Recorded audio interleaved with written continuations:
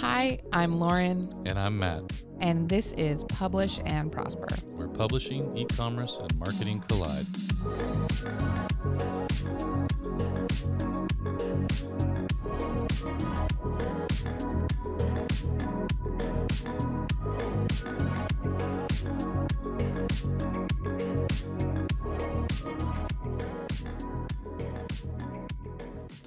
Hey everyone, welcome to Publish and Prosper. We're doing something brand new today. Matt is not here with us today, and instead I'm sitting in the podcast studio with our very first guest, Joe Solari. Welcome. Thank you so much for joining us today. Thanks for having me here. This is great. Yeah. Do you want to tell us a little bit about who you are, what you do, what you're doing here? Sure. So we're in town to meet with the folks at Lulu to talk about our plans at Author Nation. So I'm the managing director of Author Nation, which is the largest fiction conference in the United States. It's a 5-day event that has mainly its education component, but we also do have a reader event that is part of the show. And of course, you guys are an important part of it because you're sponsoring the show. It sounds like an incredible show. It's a show that I'm so excited for. Yeah. Well, So- you've also got inside the secret vault. You know some of the stuff we got cooked up. So. Oh, yeah. No, I mean, I just sat in that whole conversation that we just had that was, planning and kind of talking through some of the things that we're doing. And I was just like chin in hands, like just so excited for everything that was coming. And it just sounds so exciting. So if you're not familiar with the Author Nation event, you should definitely check it out. Yeah. Well, and I think what was interesting about that conversation for the folks that are listening is that you're an avid reader and you go to signing events and you're kind of like our ideal customer for what we're trying to do on the event side called Rave, which is really to create this community for readers where they can have that connection with their favorite authors and do fun stuff together and really celebrate the hobby of reading and understand that there's more to this experience than just sitting on your own reading a book, right? It's hanging out with people that like the same genres as you and are into the nerdery of the whole thing. So, Yeah, absolutely. I think that's, one of the things that we've talked about a lot on this podcast actually is that we love creator events. We love going to these like content entrepreneur events like CEX, which you were at recently and we'll talk about in a little bit. But for me, this kind of event is the perfect union of it's an author event, a reader event, and has that marketing element to it too, where it's speaking to authors about how to grow their brand and really make the most of owning their brand. Yeah. I was looking at some of the sessions that you have lined up, and it looks like there's a lot of that going on too. So I think like if you trying to like kind of frame out where CEX positions itself and what Author Nation does, Author Nation does have nonfiction authors that come to it. We have a significant amount and we do have content around that. But CEX is probably like more tilted the other way, where if it's like we're 80% fiction authors at Author Nation, you guys are 80% content, maybe higher. And going to CEX, which, Author Nation, we sponsored the publishing track and we brought our whole team out to, have as an opportunity to see how you guys run a show because you run a great show. Thanks. We came away with like, we believe that we have a lot to offer into that community of content creators to help them see how publishing and specifically print publishing and print on demand can be a really powerful tool. Yeah, absolutely. So you were the sponsors for the publishing track at CEX. One of the really cool things about getting to host an event, which I'm sure you're familiar with, is that you get to be involved in everything and you get to be all over the place and you get to go everywhere. One of the downsides of being hosting and involving an event is that you kind of don't get to go anywhere because you're busy. Like you don't get to commit to really spending time in one place or at one session or anything like that. So I didn't get a whole lot of time to hang out in that publishing track session room where there were the different events happening. Did you get the opportunity to connect with any of the speakers or any of the people that were kind of hanging out, taking notes that were attendees there? Yeah. So I'll kind of give you my take on it, what I got out of it. And I think more importantly is what my team got out of it. Love it. And so from my perspective, shows for me are always about networking. The reality is the break room or the hangout space is where I probably spend most of my time. I do set time to go see different sessions, and there were some great sessions there that I did take value from. But it's really about relationships and spending time, and whether that's with the Lulu folks that we don't get that much time to connect, but also the vendors you've had there and some of the speakers. It's not much of a secret. We were scouting for speakers at your show. That's what we do. Well, we had some great speakers there and some great attendees that weren't speakers. So there's worse places to scout for speakers. Yeah. And then the next piece is, so for my team, and this really ties into your question well, is for most of those folks, they'd never been to an event that they weren't running, right? So there was a couple different conversations. There was some of the folks that were really getting into your logistics and talking to your staff about planning things. But the other side of it was being able to be in a session and learn from others and not having to be worrying about the AV equipment or if the coffee was going to be turned on time. So I think for them to have that, it was for us a really great team building exercise. So, and they really appreciated the opportunity to see that. And it also helped us really elevate what our expectations are for the content we're planning on providing, not just the speakers, but how we think speaking should be done. And there's things that we all talked about after that was these were the things that worked well, and these were the things that we didn't think worked. That's a really good perspective on that, honestly. And that's a great opportunity to have. I'm so glad we were able to let your team have that opportunity, because that is something we talk about that a lot with conferences for us, because Team Lulu will attend conferences as exhibitors a lot of the time. But I think some of the most valuable experiences we have as exhibitors are going to one or two events every year as attendees and getting to see okay, as an attendee, this is the swag that I wish that I had picked up from somebody. So next time we're giving or coming up with swag to give out at a conference, we can say okay, I don't need another tote bag, but maybe there is something else that would come in handy at this event. Or even just, we've learned that when we're attending conferences, the most valuable time for us to speak to exhibitors is actually during the sessions when you're there's no really important session that I want to go to right now. So I'm going to take this quiet time to go walk through the exhibitor hall. Mm-hmm. So now we always make sure that we have people at the booths during that time, because we want to make sure that there's always somebody available to talk to anybody who's wandering around looking for that. So I think that's super valuable to have that perspective. And I'm really glad that your team was able to have that. Yeah. And I think staying on that specifically with CEX and the whole publishing track, the thing that I think where there was a lot of great sessions, but the fact that we had our team, we had 6 or 7 people there. Two of us, myself and Bonnie Paulson, were speakers, but the others were there just attending. They're all authors. They're all published authors. And a lot of times where the magic was happening was at lunch or coffee, where their conversation would kick up with another attendee, and there would be oh yeah, publishing a book, this is how you do it. This is how, and I know I had a couple of those where getting somebody to understand that, they'd come to CEX because they're thinking, well, I'm thinking about this content thing, and, maybe I'll have a blog, maybe I'll do a YouTube channel, and saying to that new person, also think about how you can really assert your authority with a more comprehensive thing like a book. On the flip side of that is some of the people that, we were talking before about some of the folks that are serial content providers. In our mind, it's you've got the content.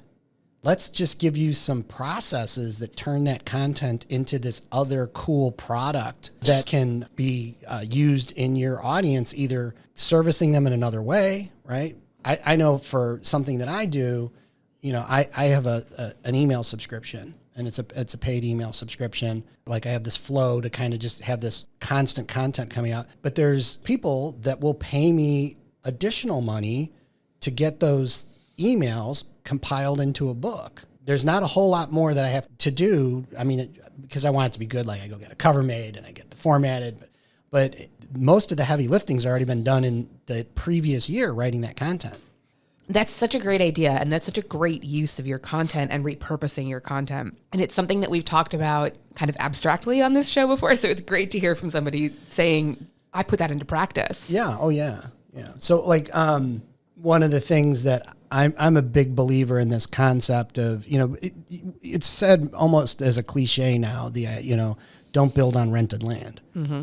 Matt loves that phrase. He says it all the time. Right. But it's like, okay, so what do I do? It's like, well, I call that digital homesteading, right? And if you know anything about homesteading, there's the homesteading that you see that's on Instagram that's all looks fun and cool and easy. And then there's the actual thing, right? Where you're out there like scraping bark off logs and pounding the dirt on the floor to make it even.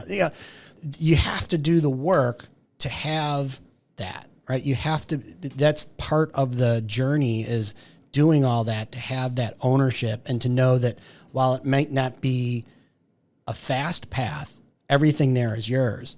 So like what I've done is with working with, like all-in-one marketing tools and connecting them up to Lulu, there's certain books that I've made the decision that I'm only selling them on my platform, right?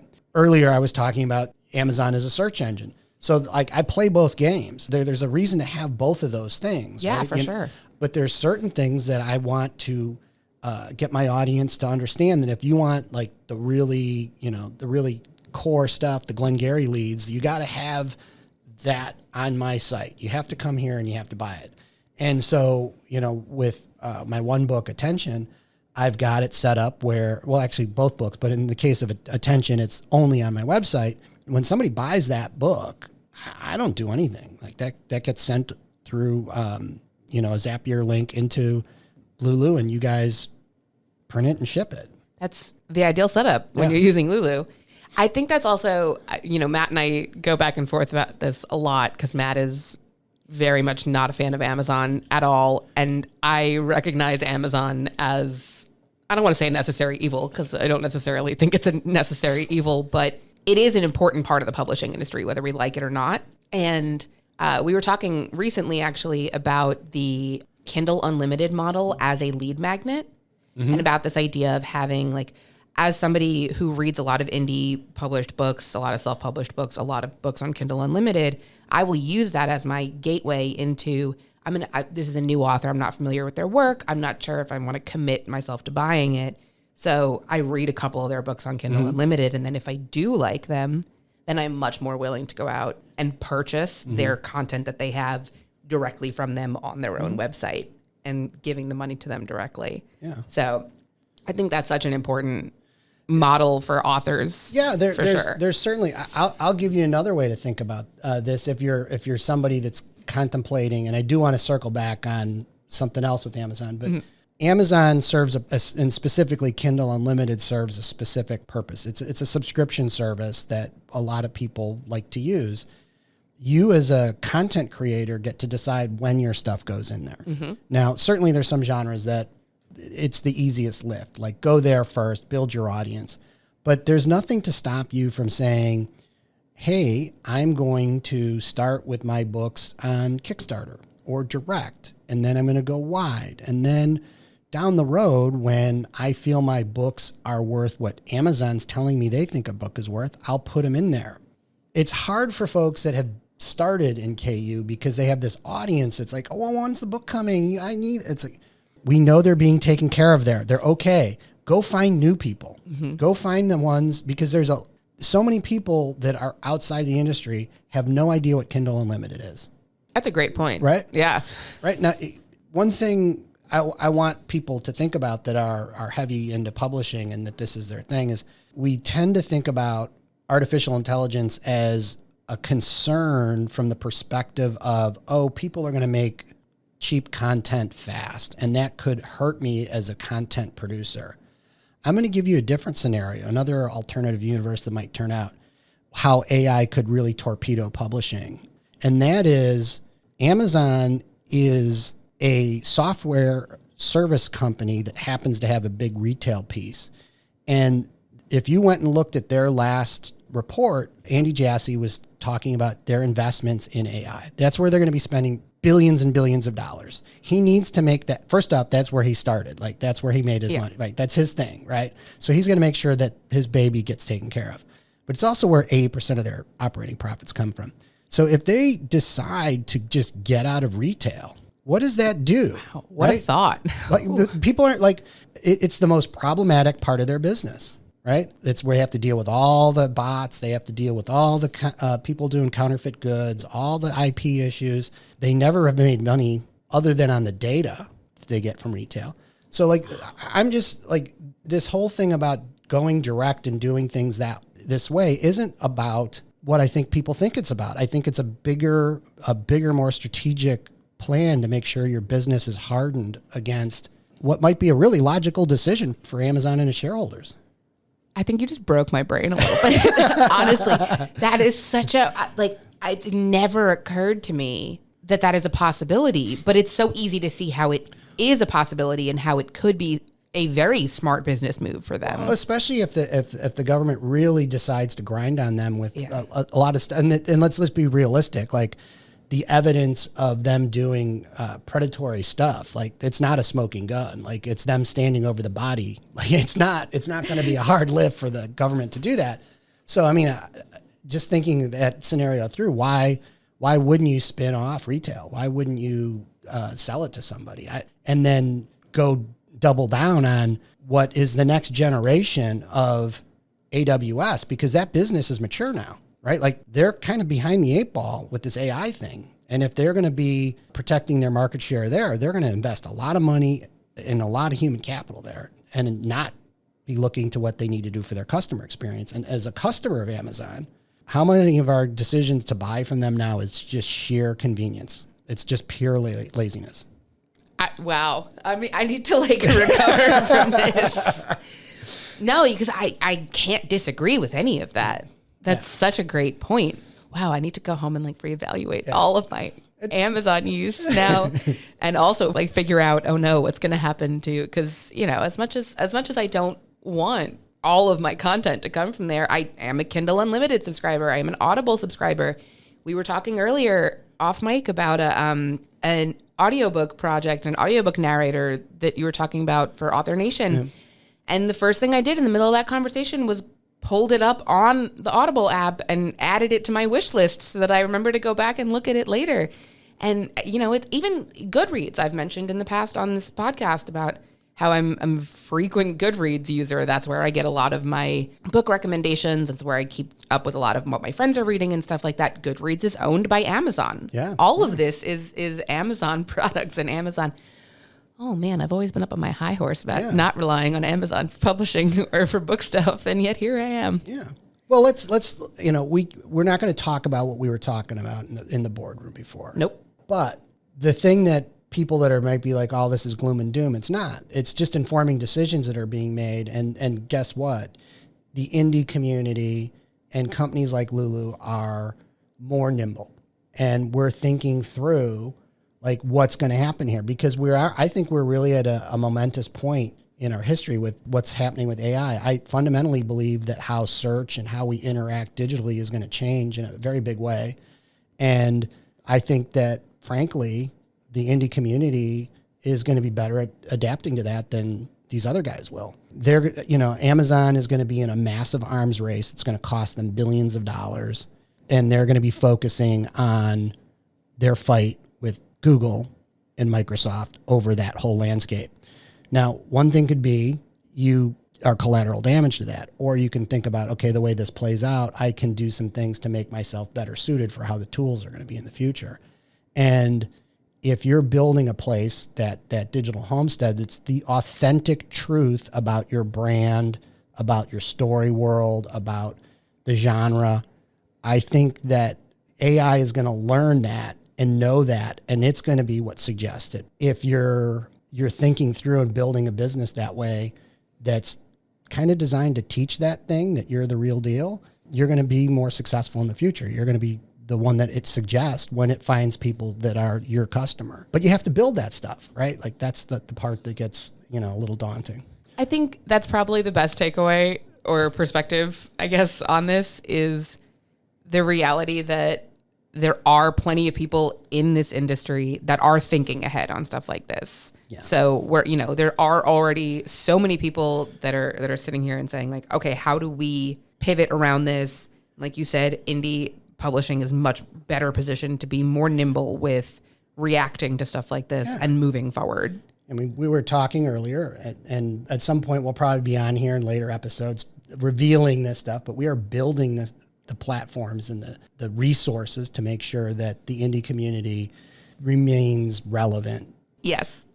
And we'll leave it at that. and the excitement in my voice, because I was so just enthusiastic to hear about all of this. Yeah. I'm really excited and really looking forward to a point where both Author Nation and Lulu can share more details, because that's going to be really cool.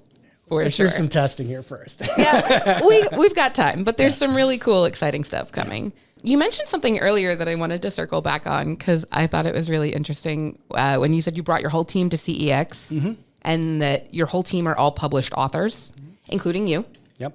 So how does that impact the decisions that you make, whether it's for events or anything else that you're doing with your team? Like, it gives you a perspective that I feel like a lot of people that work for companies in the publishing industry don't necessarily have. Yeah, I think that, and this goes to the spirit of Author Nation, and a lot of the staff that came that working on this have been around for a while. And the reason why they're still involved in the show and doing this work is because they want to give back, right? They have a deep understanding of what it means to get started from zero and work their way up. And in a lot of cases, why they feel they were successful is because somebody else stopped and took the time to tell them how to get up that learning curve faster, right?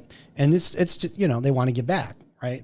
So I think that, when you see those folks that they understand that for that to be around for them to give back, they have to do that work. They have to build the show out. We have to be thinking through that stuff. I also think it helps a lot so we have a content committee. And most shows don't, they just have somebody, maybe one person, and they get submissions and they pick stuff. I think that deliberate decision to build out such a big committee and to include so many different communities helps us to get a better content structure for the show, because people are, they just have more network, right? Like, it's just that simple. Sometimes it's like, okay. And I'll give you a perfect example why I brought people to CEX is because I had seen some of the speakers you guys had. They are not people that speak in the fiction publishing industry. I believe they have really powerful messages and can help us think outside of our bubble.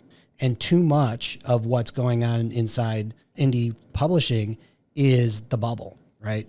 These are the people that are the experts. These are the people that are seen as the ones that know, or the gurus. And it's just not true. And they may know how to do what they know how to do and what has worked, but how do we get prepared for a paradigm shift in the industry? How do I help you put pieces together that makes you think of some new way that that no one's ever thought of that works for you? That's what comes out of bringing those people to a show like CEX and them hearing and being like, oh, we really need to have this person come. I'm like, well, that dude's a YouTuber. Why would you have him? He's not published. No, but he knows how to build an audience in a really amazing way. No, I think that's actually such a great point. And I think it's one of the reasons that we've been able to develop this great relationship between Lulu and Author Nation is because we all kind of feel the same way about that, where it is trying to figure out, like, I was the social media manager here at Lulu for the last 4 years before I shifted over to doing this podcast with Matt. And that was something that we would talk about a lot with trying to figure out our social content, and specifically how to continue to speak to the existing audience that we had that was primarily authors that were following us on our different social platforms, but then also trying to bridge that gap between the content creators and the content entrepreneurs and people that we'd been meeting at conferences and events and wanted to speak more to, and how to help both of these audiences understand that there was just so much opportunity for them to learn from each other. Oh, yeah. There's so much opportunity for them to learn from each other. And I think that is definitely what we're trying to do. The royal we are trying to do with events like CEX and Author Nation and even this podcast. Like, that's kind of where this came from, was me and Matt being like, okay, Matt's the content entrepreneur side of things. I'm the author side of things. Let's figure out how to put it together and speak to both of these audiences in a way that kind of bridges that gap. Well, and I think that we were talking before about, like, Author Nation is fully committed to CEX. However it manifests next year as being involved in that publishing track. We want to take a stronger hand in that, because from our perspective, right, like, it's all about your viewpoint. We see somebody that's doing a bunch of serialized content and might have 3 years of, YouTube videos or blog posts or Twitter, whatever their thing is that they've developed, and they've got a great audience. And we look at that and we're like, oh my God, this guy's probably got 3 to 4 books under his belt that we could get all pounded out really quickly. He's got everything that every author would ever kill for when it comes to the pieces to do an amazing launch, right? Just doesn't know how to do it. Right. And then for like my crew, the ones that were there, this is like, they can do this in their sleep. Like they probably are running a launch on a book while they're there, right? But for this other person, it's like they're teaching them how to make fire. And it's like, that's the beauty, is if we bring these people together, there's opportunities across the board for authors to learn how to build community and how to use social media in different ways. Think about how they're going to serve their audience and those types of channels. And then on the other side, we can help folks to see like, okay, you have this whole nother river of cash you can create that brings in and maybe even a bigger audience to your other ways, right? Because now you're on Amazon, which, even though we're kind of painting some doomsday scenarios, they are the one of the largest search engines on the planet. Mm-hmm. I think that's a really important thing moving forward as we're talking about how we move forward and how we stay nimble within this ever evolving industry and everything that goes along with it, is by understanding that there is this connection and overlap between these different kinds of communities, the author communities and the creator economy communities and all these kinds of things.